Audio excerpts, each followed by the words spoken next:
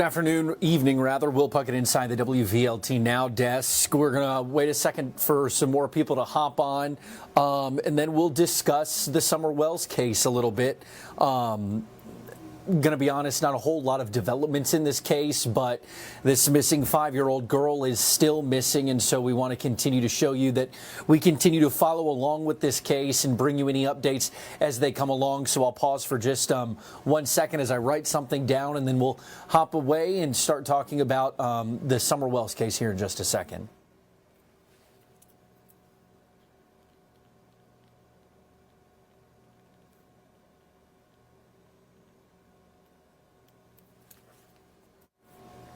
Well, good evening again. Will Puckett inside the WVLT Now desk. We're going to discuss the Summerwells case. Of course, she is the missing 5-year-old girl out of Hawkins County. This coming Wednesday, she will have been missing for 3 months with little to no leads from TBI and the Hawkins County Sheriff's Department as they continue to look for her. So this is the little girl that we're talking about. You've probably seen her face quite a bit over the past 3 months, but she went missing Tuesday, June the 15th, close to 6 p.m. near her family's house in the Beech Creek area of Hawkins County. At a time, there were more than 70 agencies looking for her. Now, Don Wells, her father, had told our Sam Luther months ago that both he and Summerwells' mother, Candace Bly, had both taken multiple lie detector tests and that they had both passed. Now, we did reach out to the TBI asking them for clarification to see if they were able to confirm those details with us. They were not, but they did say that the family was cooperating in the investigation and that they were continuing to look for her. Now, when Summerwells disappeared, she was wearing gray pants with a pink shirt. She was barefoot. Of course, as you can see in this video right here, she has blonde hair with blue eyes. Now, they say that her hair was long, but pictures right around the time that she had been reported missing showed that she had short hair, possibly even a buzz cut at the time. More than 300 tips had flown into the TBI and the Hawkins County Sheriff's Department hoping to find her. Now, roughly, my timeline gets a little hairy, but roughly maybe a week or so after Summerwells went missing, the TBI shared a picture of a vehicle similar to this. It is a 1998 to 2000 model red or maroon Toyota Tacoma. This is very similar to the color and the model of the truck that they were looking for as possibly being in the area, the Beech Creek area of Hawkins County, when Summerwells went missing. The truck had a full bed included with a ladder rack with white buckets in the bed. They were asking anyone who might know where this truck was to call 1-800-TBI-FIND. It was either there on the June the 14th or Tuesday, June the 15th, along Beech Creek Road and Ben Hill Road in Hawkins County. Now, we'll keep on extending this video. When we reached out to the TBI later to ask them if they had located this vehicle, they still had not done that. And so we've had numerous reports that the TBI had went back to the Wells family. Of course, we try and confirm all of the tips that you give us here on Facebook or message us saying, well, I've heard this out in the community, or I've seen this, or I've listened to this podcast that says this. Every time we reach out to the TBI and we ask them, can you all confirm this, or can you all corroborate any of this evidence? And they often say they're continuing to follow any and all leads, but rumors amongst Facebook, Twitter, Instagram, anything like that was really hampering the search for the missing 5-year-old. And so there have been a handful of vigils held both in Hawkins County and out in Kingsport and further out in that far northeast corner of Tennessee. And so our Ashley Boley has been following this story, working incredibly hard on it for quite a while in this pursuit of trying to find Summerwells.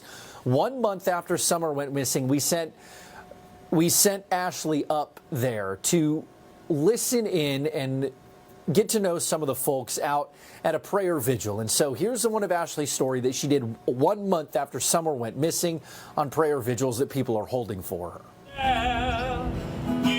In the thick of July, it's been a month without Summer. Your questions outweigh answers on those long and lonely nights. Her pastor remembers the missing girl as a presence in church. Wonderful little girl, 5 years old, full of life, a free spirit. In our church, she didn't want to sit still. She was so curious, running around trying to figure things out and just enjoy the worship service. Summer's disappearance is touching people states away. Joseph Broadwater traveled all the way from Virginia to be at this prayer circle. We believe that there's hope, and that's one thing that we always want to cling on to, especially Christians, is that we have this hope. Also here, Summer's Sabbath teacher, Robin Lane. She had the little girl in her class for several years.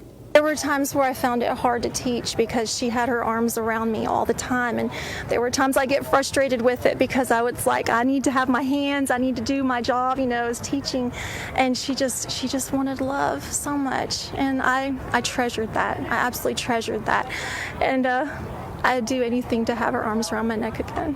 I really would. I just love her so much, and she just had so much love to give. Hope is at the center of this prayer circle. Hope that Summer returns. This is just one more miracle. I mean, it's not too much to ask of God. God can do this. He's got this. We just have to believe Him. In Kingsport, Ashley Boley, WVLT News. I don't want to give up.